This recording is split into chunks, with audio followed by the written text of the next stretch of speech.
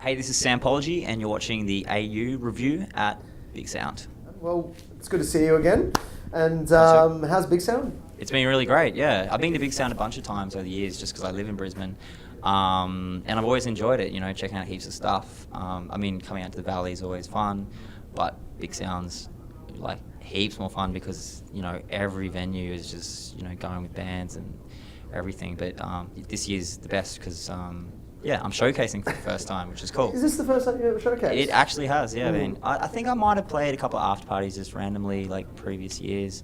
But on the official lineup, no, this is the first year. And the timing's kind of cool because it's kind of the start of the next album cycle. So this is like the first live show that's based around the album stuff. The first single kind of coming out in 2 weeks with Daniel Merriweather. And... so it's cool. Like it's a cool reason. Big Sound's so great. So it's great. I've got that around this timing to, do the new live show and new music and new visual component behind the live show and lots of stuff. Yeah. Are you able to do that here at Big Sound as well? Because obviously it's a much quicker setup and all that sort of thing. Yeah. So I've been practicing a lot and the show.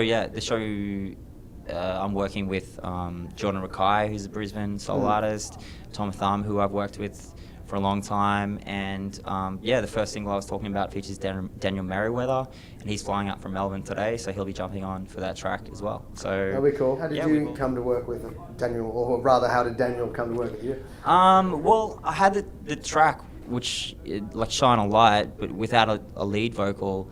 I guess that track kind of came out by a few different stages. One being I was doing this thing in DJ sets where I'd drop a Brazilian track, like a traditional upbeat Brazilian track with some kind of choir vocal thing. And I'd always like to do that because girls get on the dance floor for Brazilian tracks, just a specific rhythm of how you move your hips to it, which is, I don't know, girls dancing to Brazilian music is kind of cool. But I bridge into newer dance music, I guess, and do this blend over the top. So I was like, okay, cool, I want to make a track on that vibe because that's kind of unique. I want to, I don't feel like there's heaps of tracks that sound like that. So I was like, cool, I'll make a track like that. So I built up this rhythm track, and then I wanted to have this kind of gospel choir thing. So I worked with another Brisbane artist, Hannah Macklin from MKO, who did this lovely, beautiful kind of choir stacked vocals thing, which are in the background. A lot of people that have listened to the track, not that it's out yet, but have listened to the track have said, oh, I thought that was a sample. It kind of sounds like a sample, which is cool, her choir thing. So I had that stage, and it was, a cool vibe, but I wanted some kind of soul vocal over the top, and Daniel Merriweather was one that I thought of pretty quickly.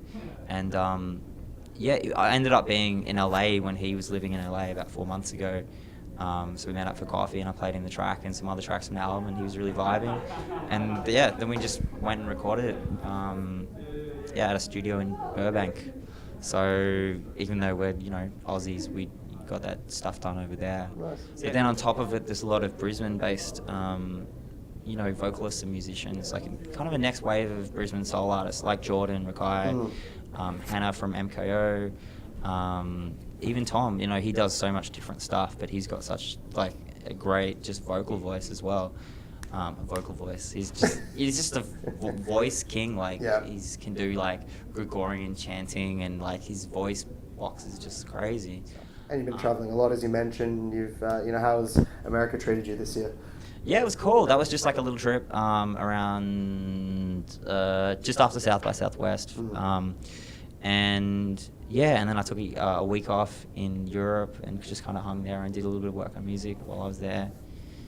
And lots of different places. I went to Asia a few times last year, which has been cool. And India with all the Aussies at the end of last year? Yeah, in December, which was great. It was the first time in India. That was super inspiring. I hear you weren't totally well at the end of the trip. Oh, man, yeah. I thought I've had food poisoning before in my life, and, oh, okay, cool. This is what food poisoning is. That's how bad it gets. It's just not to go into anything. But I thought I honestly felt like I was gonna die. It was next level food poisoning. Oh, okay, this is proper food poisoning.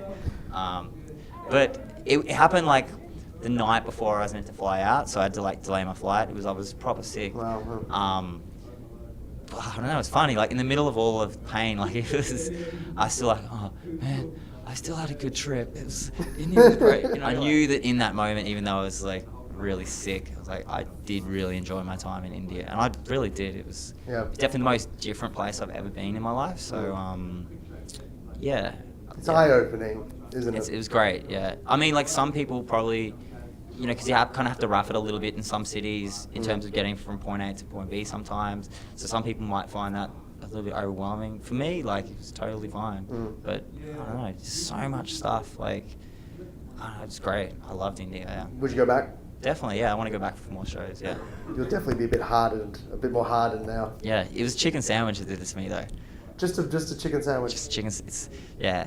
I don't know if this is true or not, but someone was telling me that in the traditional, like, curries and sauces, it's either a seed or something that's like a similar element that runs through a lot of the curries that it counteracts like bacteria that gives you food poisoning. So if you eat the traditional food, you're actually far less likely. And I know it was a chicken sandwich it did to me, so in that case, that kind of rang true. But I feel like we're talking about food poisoning so much.